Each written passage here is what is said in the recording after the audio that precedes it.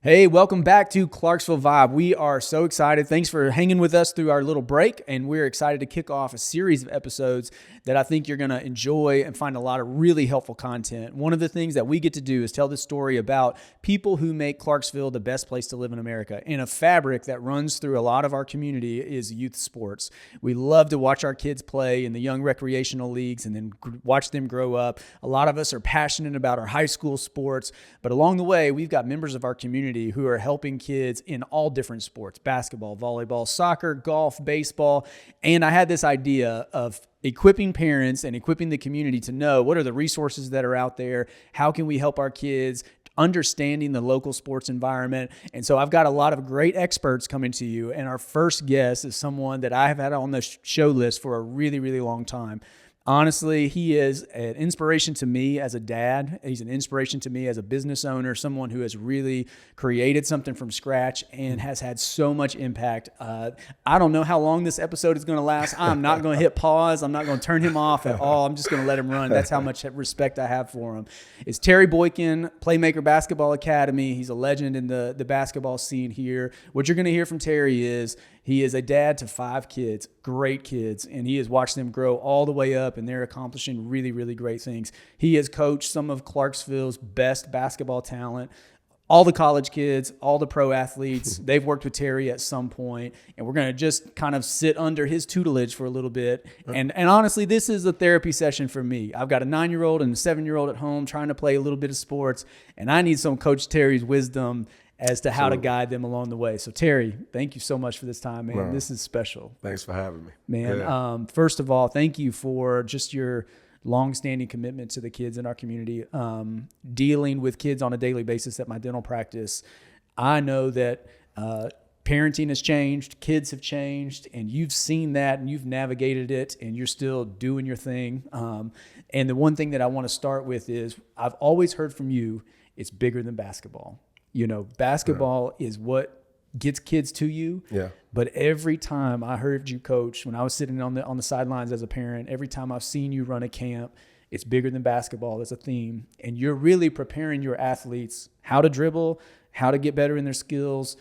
But it's more than that. And you're always pushing them towards it. You're pushing them toward gratitude for their parents. Absolutely. So just little resume wise, right? Yeah. We're going to establish the authority so that everybody listening knows this is no joker off the streets. Right. This is the legend. So Absolutely. High school basketball in Detroit. Yes. Played college basketball at Austin P. Absolutely. Private lessons, coaching now, Playmaker Basketball Academy. Yeah. How many years?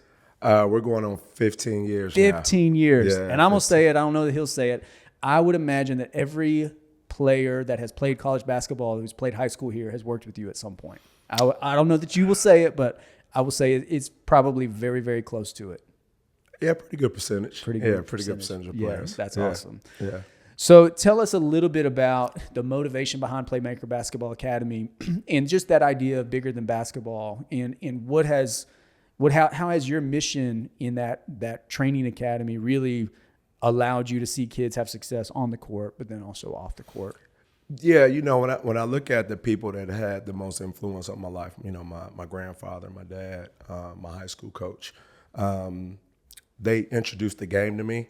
But the biggest thing that they did is they taught me hard work ethic, but then they held me accountable. And so those were things that I know just not only made me a better basketball player, but I found out years later it made me a better college student. It made me a better father. It helped me to be a better husband. It helped me be, when I was in corporate America, a better boss. So those things that I learned in basketball early, those life lessons, things that I quite didn't like all the time, really prepared me to do what I'm doing now. And what does that look like? And when you say accountability, you know, is that a, hey, we believe in you more? We're not seeing the work ethic that's going to get the results. Is it more of a, hey, you're going to sit for a while because you're not meeting our expectations? And it was at every level. It was, my dad was a really good standout player in Detroit. So he was saying, if you want to be at this level, I know what that looked like. Yeah. And so if you're not doing this, you're not going to be good enough. And then my high school coach, coming from a legendary high school coach, we're coming from a high school that had McDonald's All-Americans and all of that. It was saying, look, if you want to be this good, we got the blueprint. We just need to follow it and work. And when I didn't do that, if I had a good days, they said, hey, you kind of did your job that day. You know what? And you had bad days. Hey, look, you didn't do so well today. Yeah. And they held me accountable and they let me know. It was never, it's okay. Yeah. It was like, hey, let's fix it and work on it and get better. Did you find it was hard to incorporate that accountability as you transitioned to coach and trainer on the kids you were working with, or did that come real natural for you? You know, it was tough because nobody wants to, you don't want to be the bad guy. Yeah. You know what I mean? Oh, and you don't know. But what I try to tell my kids now, it takes someone that cares about you and that loves you to want to stop you and correct you. Yeah. You know, it's not comfortable for me, but at the same time, I don't want you to pick up bad habits that is going to hurt you long term. Yeah. Yeah. You know what I mean? So I would rather make you feel a little bit uncomfortable now, but you know, when you get out on the court or you get out in real life, you can benefit from it. You know, I listen to a lot of leadership development content, and it's funny how coaching and development, these words get thrown in all the time. Right. And even in growing a team or maturing a team, and when you're talking about employees, right, it's the same language. And I use it a lot of like, hey, I'm going to have a developmental conversation with you right now. This is not meant to correct, but I need to point something out. And one of the things that really stuck with me and kind of changed my attitude towards it when I was kind of resistant to the idea of always coaching in the moment is it is the most kind and loving thing to do if you really care about people, to step into that space and just say, I didn't really see your effort today. Right. You know, you showing up late is kind of a disservice to your team. What that communicates to us is this, and I believe in you more. I believe in you that you can achieve things. You say you want to get here. Right. This is what this is how I think you got to get there. You got to do it. Yeah. Yeah. So Playmaker, you know, when I had kids that were coming around and in your sessions, you know, those are kind of weekend 1 hour things at a time, you know, different age groups, you know, but I remember it's pound dribble, you're working on footwork, you know, it's just consistent theme after theme. Yeah. Is that still kind of how you're structured? Is that how you're operating? Absolutely. I think the biggest thing is I think that people get away from is, you know, there are some things as basketball players, no matter what level you are, that are they have to be embedded in your game at an early age. And it's funny because some of the drills that we do, when I see the college kids come home, or I see them at college working on stuff, they're going back to those fundamental things. I had a kid come to the gym about this summer, college kid, and I told him that the high school group was going at this time, the middle school group, and what time he came. He actually showed up at the middle school time. And I'm looking like, did you not get the memo? You know? Yeah. And he said, Coach T, I just want to get back to the foundational stuff. Wow. And he came and worked out with the middle school kids. And he said, we do all this extra stuff, but what made me good was this little stuff. This is why then he came and worked and pushed the kids, and they enjoyed it. Oh, I'm sure. What an inspiration. He said, and he told those kids, some of these things that you're working on as middle school players are the same drills we're working on in college. And like, you know, we may do it faster or people are jumping higher. He said, but don't get away from your foundation. And so hearing those things still encouraged me because, you know, we getting a chance where we want to do a lot of fancy stuff and all of that. And I'm guilty of it as a player doing it. But making sure we stay and keep our foundation strong is a big deal. Yeah. And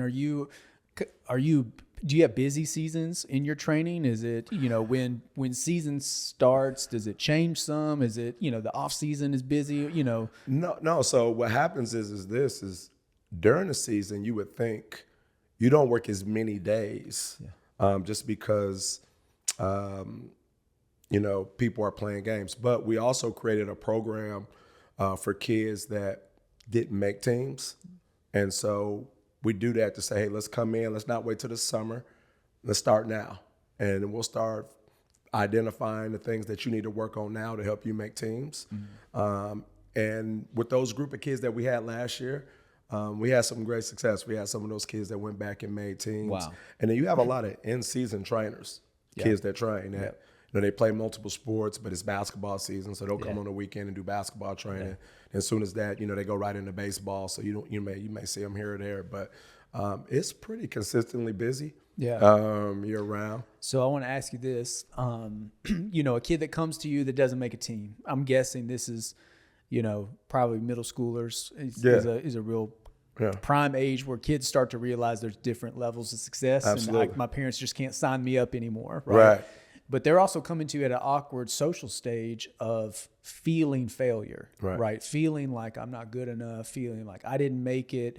They're embarrassed that maybe the kid that they grew up with did make it and they didn't. I felt that. 6th grade, Northeast Middle School, like I shouldn't have made it, but Absolutely. It was just like, what do you mean I didn't make it? Like I used to do this. Right. How are you, is there also a part of it where you're instilling confidence in them? Like as the coach, it's yes, the drills, and these are the things you need to work on, but how do you get them at that awkward social age to believe that they can actually do the work to achieve something the next year? So the beauty of doing this, for 15 plus years now is that I have so many examples. Yeah. And I have people that live here now, that are older now, that I can call and say, I need you to come to the gym. People don't know this. I think one of her teammates is a young lady, Mickey Head, who got cut as a 7th grader at Rossview. She came back and was a really good 8th grade player and had a good high school career, 1,000-point scorer in college. Wow. So those are kids that I can always go back, and there's several others that had success. Yeah. And I can tell you, I don't have to just tell you, and I don't have to pull up a ESPN 30 for 30. We got some real And those people are right here out of our right local here community. out of your own backyard. Yeah. It's documented. I can show you. Yeah. And so that kind of encourages them. Yeah. And then I let them know that when it becomes your mission to make the team, I take that on with you. Okay. Yeah. It's my mission too. Yeah. So it's easier to start out on fire. I want to make the team. And then about February, you start burning out a little bit or hitting that brick wall. And I'm like, no, man. You said this was your goal. Yeah. You said it. Now I'm pushing because it's my goal too now. Wow. So we just take that on with them. Man. And I look at it as kind of in that older generation where I'm watching kids grow up, and I see them come in for dental visits and talking to them about basketball. And sometimes it's that awkward middle school combo of like, well, I'm not playing this year. And it's like, oh man, well, you can get it next year, Right. But it's I think inspiring to know that you've got those programs in place for those kids. Absolutely. But at the same time, you've got some kids who are really high talent, who are their team's go-to scorer, who are their team's number one defender, and they're coming to you in 7th and 8th grade thinking that they're going to go on to Kentucky and Duke and Kansas. And, they've got these big, big dreams. And so how do you kind of navigate your different development opportunities, or is it the same? And you just say your goals are different, but we're going to work on the same stuff. So we'll switch it up a little bit. We'll create some groups for some kids based on. We try to tell them during the season, let's work on things that will help you be good for your team. Yeah. So let's not work on a bunch of things that takes you outside of what your team goal is. So we can do some things as individuals. Let's work on shots where you get shots from in your offense on game day instead of just creating some shots that your coach probably isn't going to have you take. But the biggest thing with those kids are the kids that everybody's telling them that they're really good is letting them know, let's not get comfortable. And the hardest thing is when there's a kid that's really good middle school player. I can tell them I've seen so many really good middle school players that don't end up being so good high school players because we stop working or we start thinking we're a little bit better than we are. And we may work, but we don't work on the right things that's going to help us, go to another level. So they'll call me. They're like, oh, here, coach, he's the hater. Like he's going to rain on my parade. But just having my own kids and being able to be a part of watching kids' development and go to the next level. And then having buddies that are college coaches and them telling me what they're wanting to see. Let's start preparing you for that kind of stuff. That's powerful. I'm glad you brought up your own kids because let's go to that a little bit. You've got 5 and, I know I said it in the intro, but one thing that I got to watch Tyree, who's your oldest, that played basketball. And you have an older son who's older than he is, and he was into band and did some band stuff at Austin P. And so you've had all kinds of different success in your family. Tyree is, a couple years older than my oldest kid, and I got to watch him play.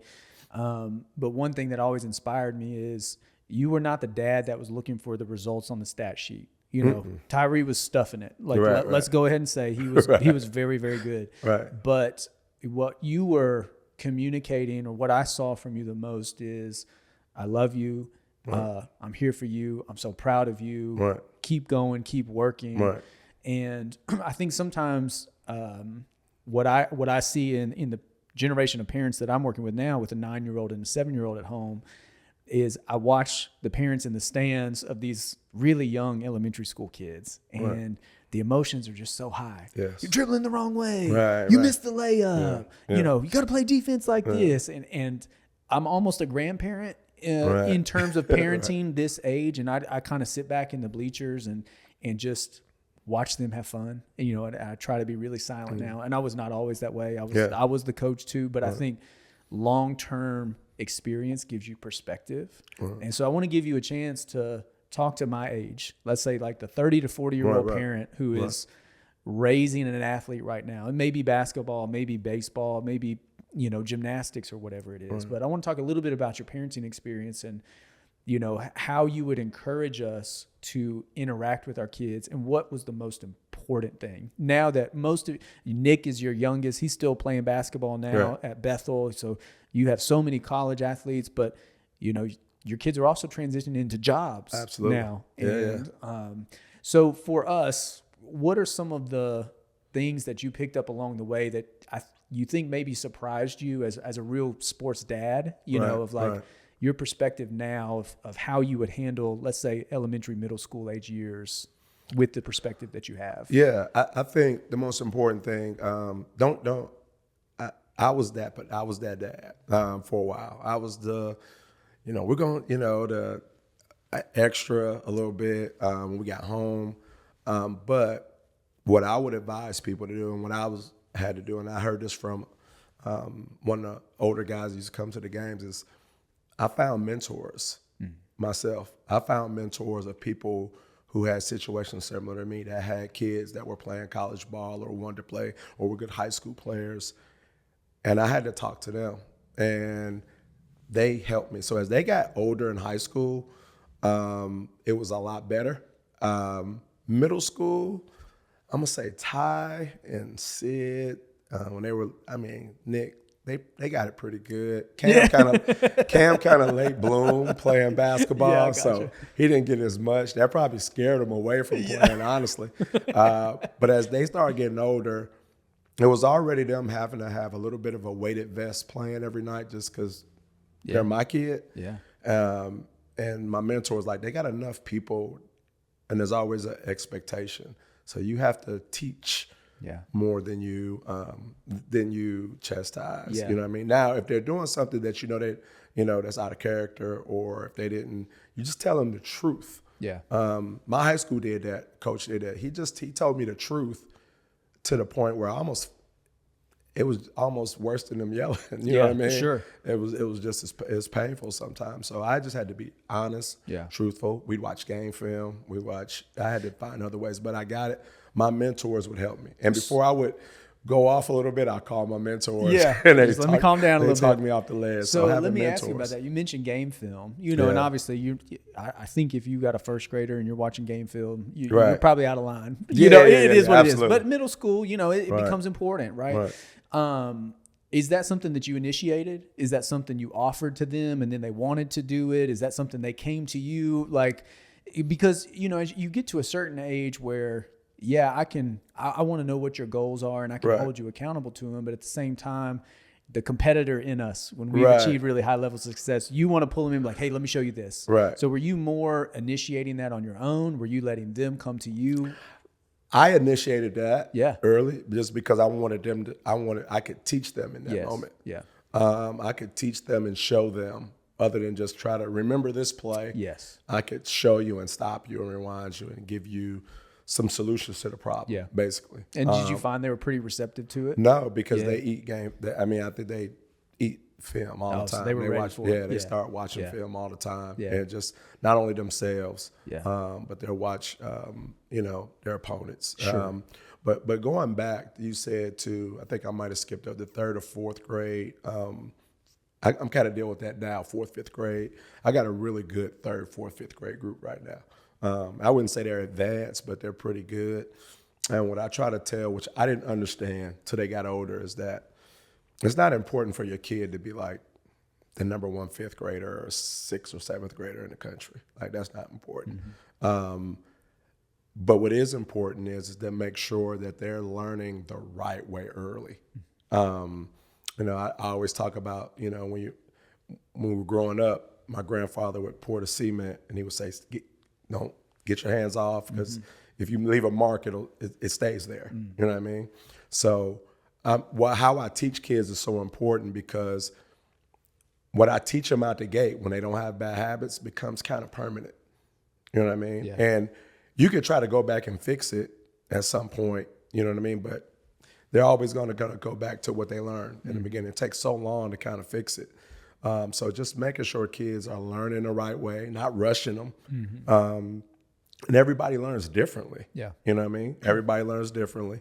But just prepare them so when high school comes, they're ready. Yeah. And they can not only just do drills, but they have an understanding, a basketball understanding, or whatever sport it is. Yeah. So, that's been a big thing And for do me. you see, some of your 3rd, 4th, 5th graders, just, kind of talking about that age now, can you see a fire in them that they want to get better? Yes. And so that's why I get on. I told my my high school guys, y'all need to come watch my 3rd, 4th, 5th graders work. You know what I mean? They get after it.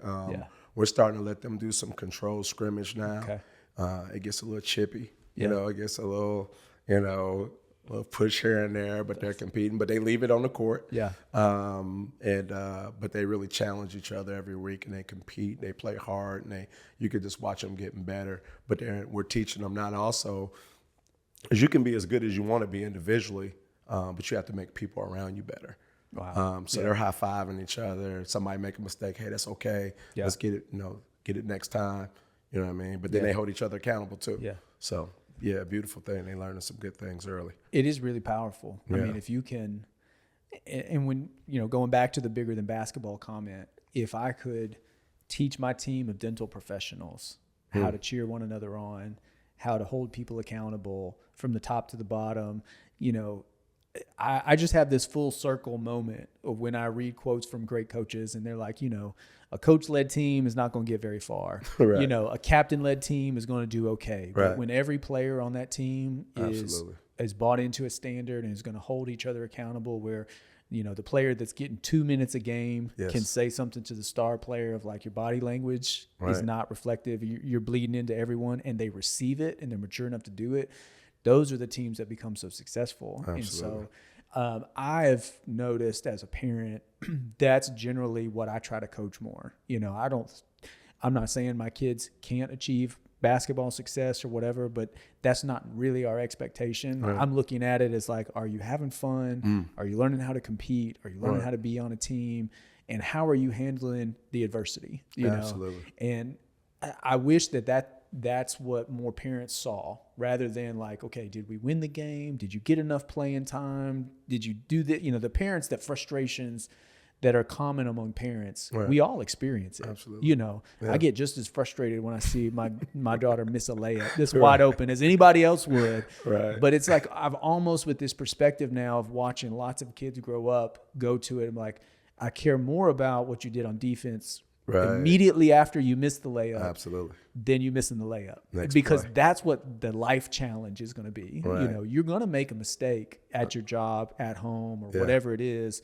And so much about it is how you respond to it. Absolutely. Kind of coaching them through that. Absolutely. So, how did you, speaking of your kids, they faced a lot of adversity too, a lot of health challenges. Yes. And not just sprained ankles, not just, I got to tape my shoulder together. I don't know all the details, but I know each of them had really significant season-ending injuries for a period of time. And so as a parent, how did you kind of, you're dealing with the disappointment of like, man, I just lost the season. Right. We've been working towards this, and this was going to be his sophomore year, or this was going to be her great 8th grade year, or whatever it was. And like, now we lose it. So you're processing this as an adult, but then also simultaneously leading them through physical recovery? Yes. Do they want to try to make it back? Right. Do they believe they can do it? What was your experience there? Man, I promise you, man, I love my kids, but the stress of that, I learned so much from that. But I also learned some powerful things too. And what I mean by that is, so I watched Ty have 3 knee surgeries in high school. And everybody said, you know what? You're already not the tallest, the fastest guy. And so you're probably not going to play college basketball at a level. And some teams that recruited him didn't recruit him. And then you see him go to the division, go to Union and he's a 2-time All-American and the whole player of the year in that. So he put on a show at the Dunn Yeah, Center. right. He comes Don't back, forget he that. plays Yeah. the P. Yeah. He plays the Put P. on a show. He was pretty. He called me that day and said, "Why would they schedule me?" So are they saying, why would they schedule me? Like of all the teams. And so he came. He had a really good game against Austin P. And so ended up playing going to Division I and playing at App State. Played overseas last year, but had some injuries in college. Had a shoulder injury, and I say that to say the love that you have to have for the game to want to fight and play through all of that and go through that was tough. And then being a parent, after one of his surgeries, I got him out the house about 2 days afterwards, and we went to the gym, and my wife was mad at me. And I just made him sit in a chair and make 50 shots. And I probably wasn't supposed to do that, but just to keep him engaged mentally and let him know, look, we're going to work. Yeah. We're not going to, got to shut out the outside noise. Yeah. And we got to work at it. How did he receive that? How old? I think I remember that. I mean, he was I think sophomore-ish. It was his freshman year. Didn't play his freshman year. Yeah. Sat half of his sophomore year. Yeah. And then it's a vulnerable age. I mean, it's 15, 16 years old. You really are learning who you're going to be as a person. Right. And then his first couple games it was just a meniscus deal that he had his senior year. But fought through it. I just look, we're going to work. We're going to keep God first. We're going to put it in his hands. And at the end of this, you're going to have a powerful testimony. Yeah. And you're going to be able to tell people, not brag about yourself, but when you're in that position where you can't control it, I can't control it, we got to put it in God's hands. And to watch that happen, like real life miracle in front of me, was huge. People don't know, after Sid's freshman year, at 14-year-old, she had double hip surgery because she had torn labrums on both sides. And to see her just play with pain her whole high school career. And then she had a really good career. She did. But to see her play all 4 years at Clarksville Academy? Yeah. So to see her play through pain and play, even with there being an expectation, she had to understand that Nick had double at both knees, ACL.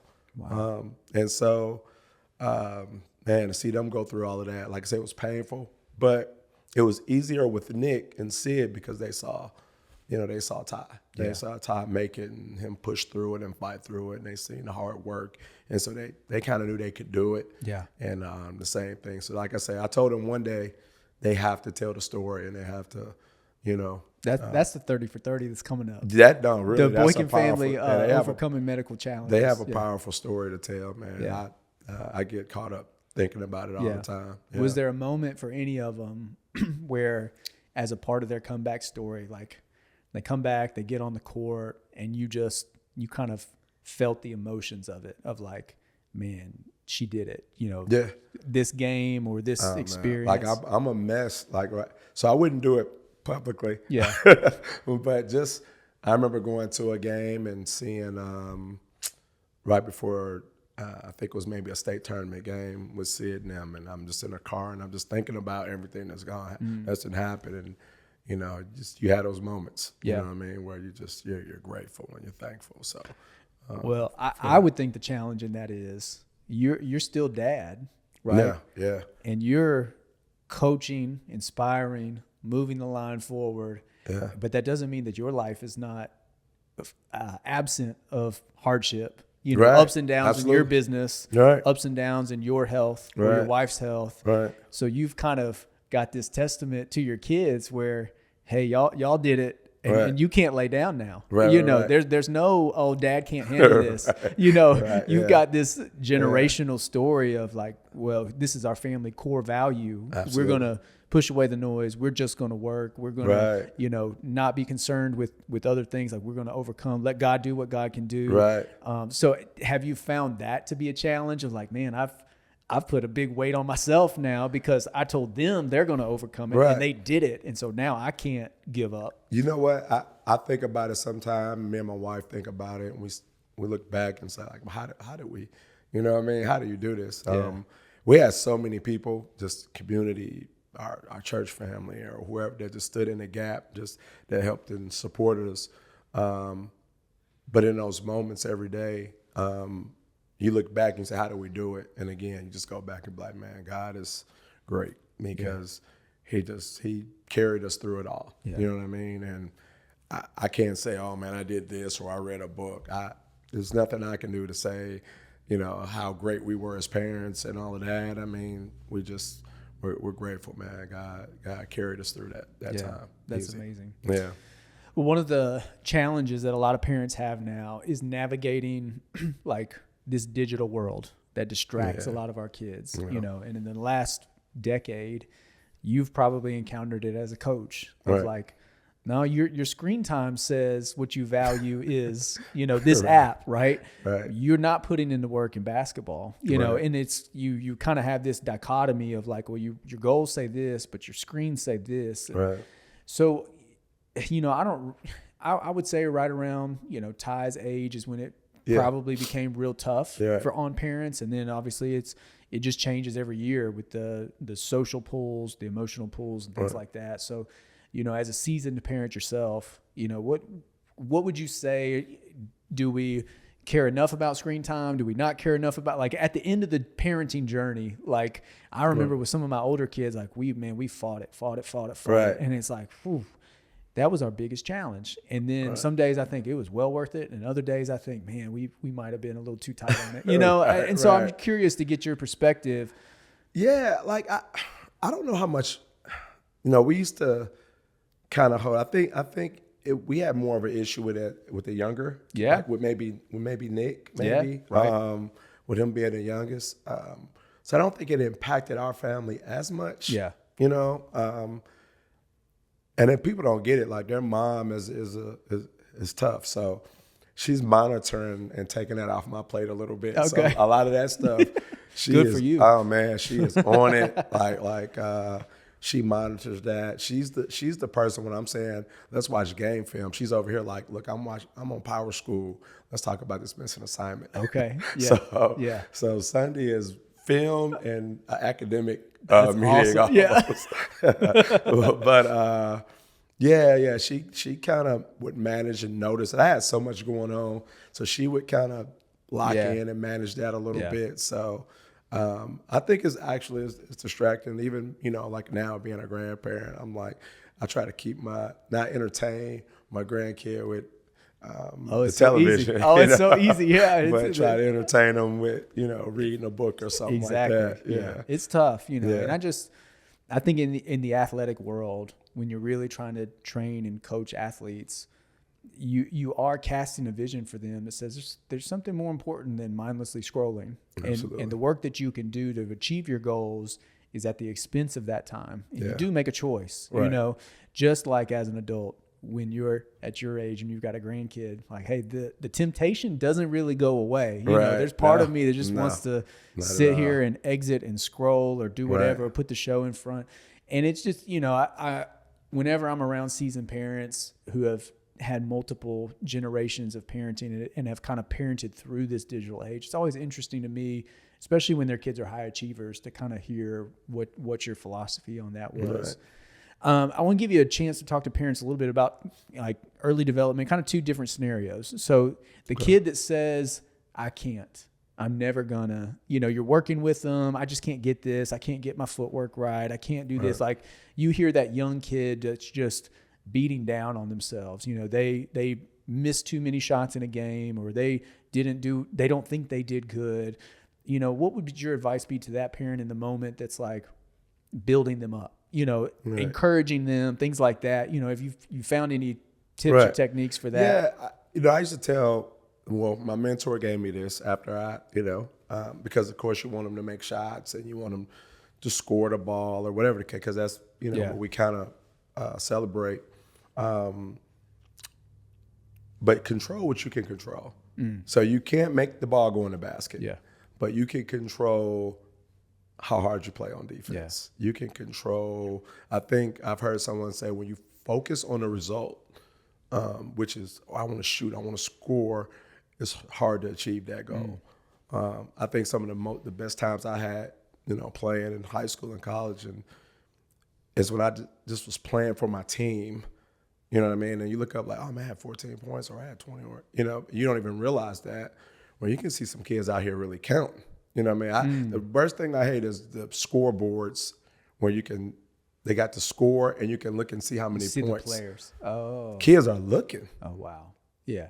Like they're looking back to see how many points I got. Human nature. I seen one kid one time, like, you got it wrong. Yeah, the team scores right, but I should have 4, not 2. I got 2 baskets. Right. Yeah, I'm 2 for 12, but I got 2. Yeah. Yeah. So no, man, just focus on, and if it's something that we're struggling with, what we do, we just go back to the lab and we work on it. That's interesting. You know what I mean? So because I think that's one perspective, and I hear that in my younger kids a lot. You know, we're playing with something, and they kind of insinuate like, yeah, okay, teach me how to do this, and then as we try for the first couple times, it's like, I can't do this. I just want to. Right. And I realize I'm not coaching basketball at that moment. I'm coaching how do you overcome this idea, because there's a lot of stuff I try at 40 years old that I'm not very good at the first couple times, but it's that determination of like, no, I'm going to try till I get it. The other kid I was going to ask you about an example is the I already know kid. Like, I already know how to do this. Like, why do we keep starting with the pound dribble? Why do we keep doing this same layup 1-2? Like, because that has its own challenges that leads into life too. Yeah. I see by your body language. If you're not watching YouTube or the clip of this, the body language on that was I'm going to say this. Yeah. I'm going to say this. It's just not a lot of time that doesn't come just from the kid. That just doesn't come from the kid. A lot of time that's a parent thinking that they're better than they are too. Wow. You know what I mean? And you deal with that a lot. Yeah. And so you see kids that's doing stuff, and I've had conversations with the kids. Why isn't my kid being recruited? He's averaging this amount of points, or he's doing this, or he outplayed this kid over here. I'm a bad guy if I say your kid is just okay. Your kid is just locally good. Right. Yeah. And so, again, when you get away from foundational things, you're going to get in trouble, and you'll have some temporary success. Yeah. You know what I mean? And so that's the thing that hurts my feelings more than anything. Seeing a kid have some success that won't go past a certain level. Wow. You know what I mean? Or they may be, they may make it to a level, but they'll still underachieve what they could have done if they just got some simple stuff. Yeah, it's interesting you said, you're locally good. So obviously, this is a Clarksville show. Most everybody who's going to listen is local to our environment. And so if you've been around the basketball community, or really any of the sports community, you realize that there's some advantages that our local community has in sports youth development, but there's some big disadvantages, and it's hard for kids to start in the lowest levels of recreational sports here and then achieve the highest levels, whether that's opportunities or league structures, organizations, or maybe it's just the population density of Alex Poitras doesn't come along very often. You know what I'm saying? So why do you love coaching in this community? Knowing that you are not around the McDonald's All-Americans all the time, like you might be if you were coaching in Memphis, or if you were coaching in a different local community. What is it about Clarksville that still makes it special for you? I just love watching kids' growth. It's easy to grab a kid that's really good and do a bunch of drills with a kid that's already. Yeah. Alex is a kid like Alex is going to make it regardless. Right. You know what I mean? Like, he's going to make it. to see a kid who has some disadvantages, size, athletically, you know what I mean? And developing that kid and seeing that kid go and play and have success. Yeah. And some of my best, most proud stories about kids getting better aren't kids that even played in college. You know, there are kids that came in that never was going to make a middle school team and just couldn't figure it out. Same thing, I can't. And you see them coming in the gym, they look, you know, they look nervous. They run in the gym, they got their shoes already on. And then you see them now, they're playing high school ball, and they walk in the gym with their Crocs on, and they got a little swagger to them now. Yeah, okay. So it's so cool to see them develop that and have a little success or letter varsity. Sometimes that's, you know, they're maximize what they were able to do as a player in that particular case. And some kids that go to college, that end up going to college, they still didn't maximize. So my idea is let's maximize, you know, your ability and whatever that's going to be. Yeah. But so for the kids who, you know, are having some success early, you know, there's somewhat this idea, and I've seen it in different generations of parents of like, well, you know, maybe we can't play with a local team anymore. Like we've got our AAU team, our travel team, and like we've got to go play with a team that's out of Nashville or this or that. You know, how would you advise parents making that decision? I try to tell parents, I don't care where you play, but go to a situation not because they're popular. Yeah. Well, we had 5 kids go Division I last year. That's okay. That's fine. What program are you going to play in that's going to let you play at a position that's going to give you that's going to help blossom you and give you an opportunity down the line? So what I'm saying is if I'm 5'11" and I go play on an AAU team and I go play shooting guard all summer and say I play a lot of minutes, that's okay. But if I have aspirations to play at another level, unless I am shooting it at a 45% clip from the 3, it's going to be hard for me to get a lot of looks at the shooting guard. Yeah. So go at a place, even if it's not the highest level, go play at a place where you can go fail, be groomed as a player, and play in the summer, play in a position that's going to help you, give you longevity as a player. Yeah. You know what I mean? Yeah, that's powerful. So I think that's the thing that I have to understand because, well, my kid averaged 20 points. Well, can he guard the 6'5" shooting guard that they have? You know what I mean? Right. So now do I take you at 5'11" or the 6'4" guy that can really guard 3 positions? Yeah. You know what I mean? So I have some versatility with him. Yeah. So now you have to be special. Yes. Like you have to be, you know, really, really elite to do that. And it happens, but not very much. Right. Yeah. So give yourself the best opportunity.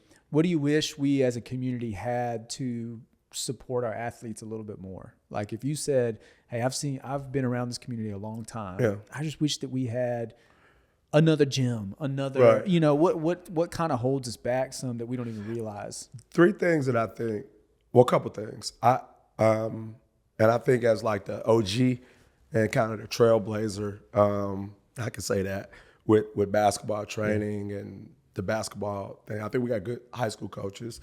I think we got guys that do training. I think we got guys that do AAU teams. But I think it's important that the kids understand the language. Okay. And what I mean is by that is there's a language. So we say we want to help kids get to another level, but we got to understand what that language is on that level.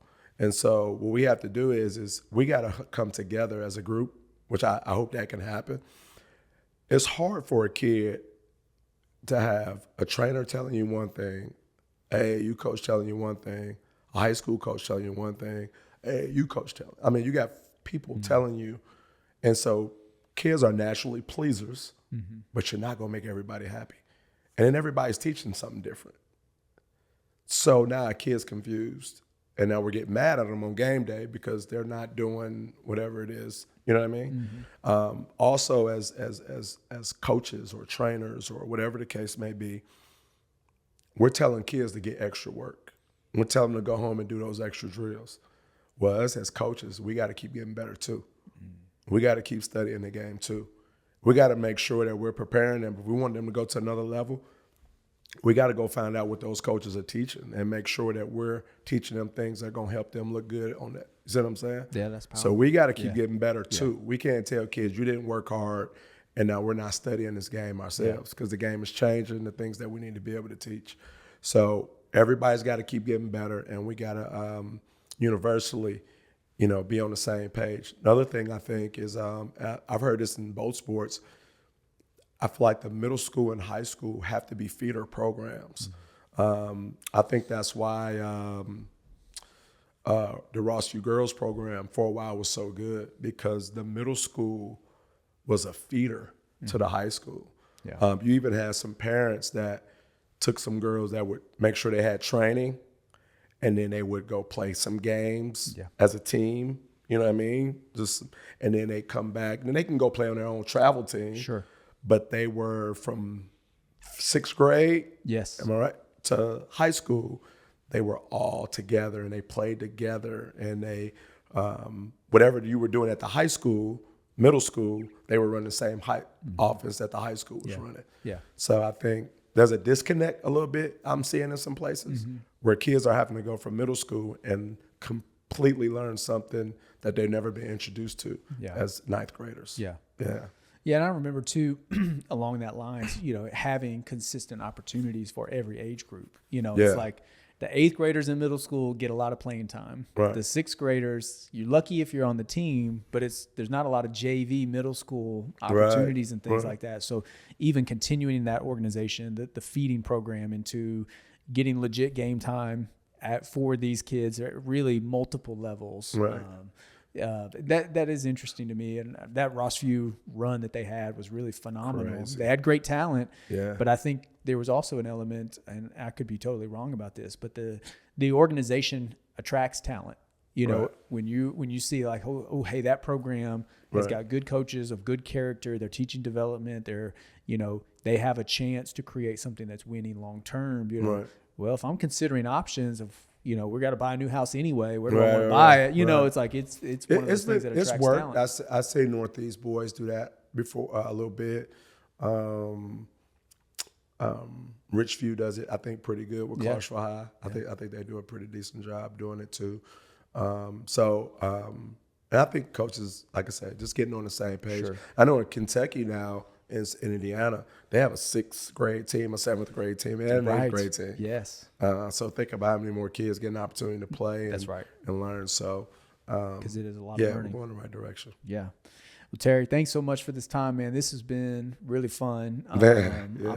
I'll probably go back and listen to this one a few times. I told you I'm on my own journey now. With a different perspective of parenting, of just, I try to, with my girls now, just say I love to watch you play, and use it as a moment of connection, and use it as a moment to have fun together. And I think they're still at a stage where they don't really know what they like yet. Right. But we're getting into the 3rd, 4th grade where it's like, what do you enjoy? And let's really start to work at it. And you've been an inspiration to a lot of people of teaching young kids how to really work at a skill and develop it. And that is going to prove true. It's going to make our community better, because it's going to make better teachers. It's going to make better electricians. It's going to make better soldiers when they learn these skills of, oh no, I can get past the I can't do this. I can get past the I already know this, because Coach Terry has been teaching me, and he prepared me for a long time. Absolutely. And you got as much skin in the parenting game as anybody as I know. And so